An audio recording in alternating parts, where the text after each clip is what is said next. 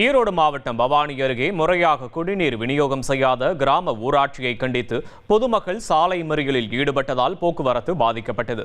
கூடுதல் விவரங்களை செய்தியாளர் மேகநாதன் வழங்க கேட்கலாம். மேகநாதன், வணக்கம். போராட்டத்தில் ஈடுபட்ட மக்கள் என்ன சொல்றாங்க? தற்போதைய நிலவரம் என்னங்க? இப்ப விவரங்களை பதிவு பண்ணலாம்.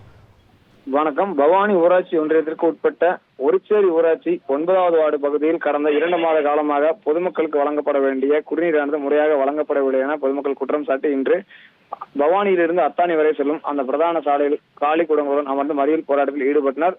இது குறித்த தகவல் இருந்து சம்பவ இடத்திற்கு வந்த ஆப்பக்கூடல் போலீசாரும் வட்டார வளர்ச்சித்துறை அதிகாரிகளும் பொதுமக்களிடையே சுமார் அரை மணி நேரத்திற்கு மேலாக பேச்சுவார்த்தை நடத்தியும் பொதுமக்கள் ஒரு குற்றச்சாட்டினை தெரிவித்தனர். அதாவது ஊராட்சி பகுதிக்கு முழுவதுமாக விநியோகம் செய்வதற்காக வரக்கூடிய குடிநீர் குழாயில் கடந்த சில தினங்களுக்கு முன்பாக உடைப்பு ஏற்பட்டு அதில் தண்ணீர் வீணாக செல்வதாகவும் அந்த உடைப்பை சரி செய்து முறையாக வார்டு பகுதிக்கு குடிநீர் வழங்க வேண்டும் என கூறி பொதுமக்கள் அதிகாரிகளிடமும் காவல்துறையினரும் வாக்குவாதத்தில் ஈடுபட்டு பிரைவேட் லிமிடெட் கம்பெனி ஆரம்பிக்கலாமா இல்ல பார்ட்னர்ஷிப்ல ஆரம்பிக்கலாமா? எது கன்ஃபியூஷன்?